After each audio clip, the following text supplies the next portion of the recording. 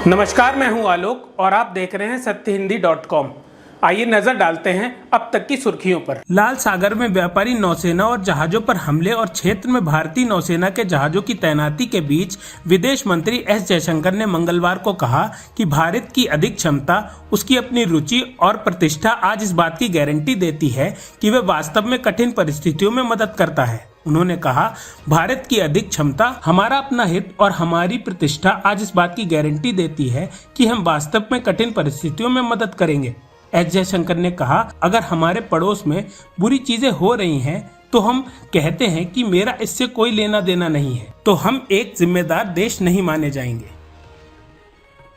झारखंड के राज्यपाल सीपी राधाकृष्णन ने मंगलवार को वरिष्ठ सरकारी अधिकारियों से मुलाकात की। उन्होंने मुख्यमंत्री हेमंत सोरेन के दिल्ली आवास पर ईडी की तलाशी के बाद उभरती राजनीतिक स्थितियों के मद्देनजर सुरक्षा व्यवस्था का जायजा लिया। पुलिस महानिदेशक अजय कुमार सिंह ने बताया कि राधाकृष्णन ने राज्यसभा में मुख्य सचिव समेत अन्य लोगों को बुलाया और विस्तार से कानून व्यवस्था के बारे में बात की। उन्होंने कहा कि कानून व्यवस्था बनाए रखने के लिए राज्य भर में अतिरिक्त 7,000 पुलिसकर्मियों की तैनाती सहित व्यापक सुरक्षा व्यवस्था की गई है।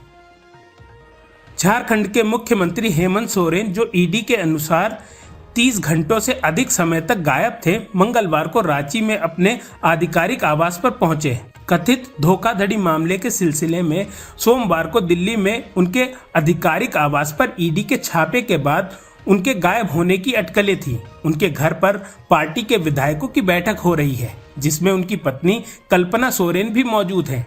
ऐसी चर्चा है कि हेमंत की गिरफ्तारी की स्थिति में उनकी पत्नी को सीएम बनाया जा सकता है। झारखंड बीजेपी अध्यक्ष बाबूलाल मरांडी ने कहा, 28 जनवरी की रात दिल्ली वाले घर से देर रात पैदल भागे। मुख्यमंत्री हेमंत सोरेन के करीब 40 घंटे बाद रांची वाले सीएम आवास पर सुरक्षित एवं सकुशल लौट आने से लोगों को राहत की सांस मिली है। हेमंत जी को दिल्ली से लेकर झारखंड तक केंद्रीय एजेंसियों से बचते बचते, दौड़ते भागते, हांफते हांफते 1295 किलोमीटर की दूरी गिरते पड़ते तय करने में लगभग से कष्ट उठाने पड़े होंगे। ये बेचारे हेमंत ही समझ सकते हैं। पाकिस्तान में आम चुनाव के कुछ दिन पहले ही पूर्व प्रधानमंत्री इमरान खान और पूर्व विदेश मंत्री शाह महमूद कुरैशी को 10 साल जेल की सजा सुनाई गई है। स्थानीय मीडिया की रिपोर्ट के अनुसार देश के रहस्यों को लीक करने के लिए मंगलवार को यह सजा सुनाई गई है। विशेष अदालत का यह फैसला 8 फरवरी को आम चुनाव के 9 दिन पहले आया है। इमरान और कुरैशी दोनों चुनाव से पहले जेल में हैं। जल्द होने वाले आम चुनाव के लिए इमरान की उम्मीदवारी पहले ही खारिज कर दी गई है, जबकि कुरैशी को थार से एनए सीट से मिली मंजूरी दे दी गई है। बिहार में बड़े सियासी उठापटक के बीच नीतीश कुमार ने रविवार देर शाम महागठबंधन का दामन छोड़ एनडीए के समर्थन में 9वीं बार मुख्यमंत्री की शपथ ली। नीतीश कुमार के इस फैसले पर अब राहुल गांधी का रिएक्शन आ गया है। राहुल गांधी ने अपनी भारत जोड़ो न्याय यात्रा के दौरान बिहार के पूर्णिया में एक सार्वजनिक सभा में कहा, हमें नीतीश कुमार की जरूरत नहीं है। थोड़ा सा दबाव डाला जाता है और वे यू टर्न ले लेते हैं। थोड़े से दबाव में ही नीतीश जी बिखर जाते हैं। टीएमसी सांसद शत्रुघ्न सिन्हा ने नीतीश कुमार के एक बार फिर एनडीए में शामिल होने पर कहा है कि इसमें सबसे ज्यादा महानुभूति तेजस्वी यादव को मिल रही है। पलटू राम तो वो हैं जो कह रहे थे कि कुछ भी हो जाए नीतीश कुमार को वापस नहीं लेंगे। देश के गृह मंत्री, जिन्हें लोग चाणक्य कहते हैं, उन्होंने कहा था कि हमारे लिए नीतीश कुमार के लिए दरवाजे बंद हैं। लेकिन ऐसा क्या हुआ? वोट बैंक की ऐसी चिंता क्या थी कि उन्हें लगा कि अयोध्या का प्रभाव तो 3 दिन में खत्म हो जाएगा।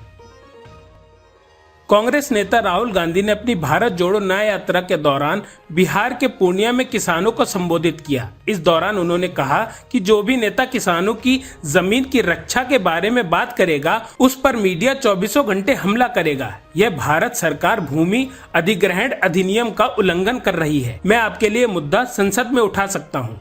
मैं आपको गारंटी नहीं दे सकता कि पीएम मोदी इस बारे में कुछ करेंगे, लेकिन मैं आपके लिए यह मुद्दा उठा सकता हूँ।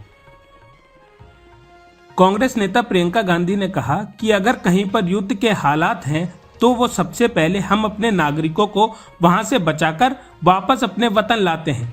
लेकिन बेरोजगारी ने आज वो हाल कर दिया है कि देश की सरकार हजारों असहाय और मजबूर युवाओं को युद्धग्रस्त इजराइल जाकर ये खतरा उठाने के भी मजबूर कर रही है। उन्होंने कहा कि उन्हें अपने देश में रोजगार क्यों नहीं मिल रहा है। ये लंबी लंबी लाइनों में 2-2 दिनों तक खड़े युवा क्या हमारे देश के बच्चे नहीं हैं कि हम इन्हें खुशी से इतने भयानक युद्ध के बीच भेजने को तैयार हैं। उन्होंने कहा कि सरकार की इसमें क्या भूमिका है। झारखंड के मुख्यमंत्री हेमंत सोरेन से पूछताछ के लिए केंद्रीय जांच एजेंसी ईडी की टीम सोमवार को दिल्ली स्थित आवास पर पहुंची, जहां वो नहीं मिले। हेमंत सोरेन के न मिलने पर ईडी ने आवास पर कुछ दस्तावेज जब्त किए। उनकी एक BMW कार भी सीज कर ली गई और ड्राइवर को भी साथ ले गई। ईडी ने सीएम सोरेन को गैर कानूनी फंड का इस्तेमाल कर जमीन की खरीद बिक्री की एक केस में पूछताछ के लिए समन किया था। इससे पहले ईडी की टीम झारखंड भवन और हेमंत सोरेन के पिता शिबू सोरेन के आवास पर पहुंची, लेकिन वहां कोई भी नहीं थे। जेएमएम के अधिकारी ने कहा कि झारखंड में झारखंड मुक्ति मोर्चा के नेतृत्व वाले सत्तारूढ़ गठबंधन के सभी अधिकारियों को राज्य की राजधानी रांची नहीं छोड़ने के लिए कहा गया है। जेएमएम साथ ही राज्य की मौजूदा स्थिति पर चर्चा के लिए मंगलवार को एक बैठक में भाग लेने के लिए कहा गया।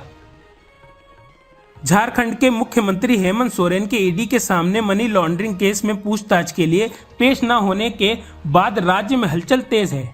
सोमवार को उनकी पार्टी झारखंड मुक्ति मोर्चा ने कहा कि मुख्यमंत्री निजी काम से दिल्ली में है, लेकिन ईडी की टीम जब उनके दिल्ली आवास पर पहुंची तो वहां भी हेमंत सोरेन नहीं मिले। बीजेपी कह रही है कि झारखंड के सीएम लापता हैं और इसे लेकर मंगलवार को बीजेपी ने सीएम की गुमशुदगी की एक पोस्ट जारी की है, जिसमें बीजेपी ने हेमंत सोरेन की कदकाठी का ब्यौरा दिया है और जानकारी देने वाले को 11,000 इनाम दिया जाएगा। नौकरी के बदले जमीन मामले तेजस्वी यादव की मुश्किलें कम होने का नाम नहीं ले रही हैं। तेजस्वी यादव आज एक बार फिर ईडी के सामने पूछताछ के लिए पेश हुए।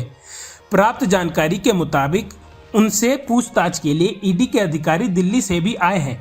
ईडी ने तेजस्वी यादव से पूछताछ के लिए करीब 50 सवालों की सूची तैयार की है। वहीं दूसरी तरफ सीबीआई ने दिल्ली की राउस एवेन्यू कोर्ट में जानकारी दी है कि वह इस मामले में अगले महीने के अंत तक पूरक आरोप पत्र दाखिल कर देगी। आप लोगों को लगता होगा कि पीएम मोदी और उनके तमाम मंत्री जब पूजा पाठ और मंदिरों में चक्कर लगा रहे होते हैं तो सरकार कौन चला रहा होता है। उसके लिए मोदी सरकार ने बहुत पुख्ता इंतजाम किए हैं, किसी को घबराने की जरूरत नहीं है। इंडियन एक्सप्रेस ने आरटीआई के तहत जानकारी लेकर बताया है कि केंद्र सरकार के लगभग 44 विभागों में 1499 सलाहकार चल रहे हैं। सरकार ने 31 जनवरी को शुरू हो रहे बजट सत्र से पहले 30 जनवरी को संसद में विभिन्न दलों के नेताओं की बैठक बुलाई है। बता दें, संसद में हर सत्र से पहले यह एक तरह की पारंपरिक बैठक है। बैठक में विभिन्न दलों के नेता उन मुद्दों को सामने रखेंगे जिन्हें वे संसद में उठाना चाहते हैं। वहीं सरकार सभी दलों को अपने एजेंडे के बारे में जानकारी प्रदान करेगी और सदन को सुचारू रूप से चलाने के लिए सहयोगी मांगेगी। भारतीय युद्धपोत INS सुमित्रा ने मछली पकड़ने वाले एक अन्य जहाज पर सवार 19 पाकिस्तानी नागरिकों को सोमालिया के पूर्वी तट पर समुद्री लुटेरों से बचाया है। इसके साथ ही 11 सोमाली लुटेरों को भी पकड़ा गया है। INS सुमित्रा ने जिस जहाज की सुरक्षा की उस पर ईरान का झंडा लगा था। INS सुमित्रा को समुद्री लुटेरों के मामलों को रोकने और सुरक्षा अभियान के लिए सोमालिया के पूर्वी इलाके और अदन की खाड़ी में तैनात किया गया है। अब तक की सुर्खियों में बस इतना ही। आगे की खबरों के लिए बने रहिए सत्यहिंदी.com पर।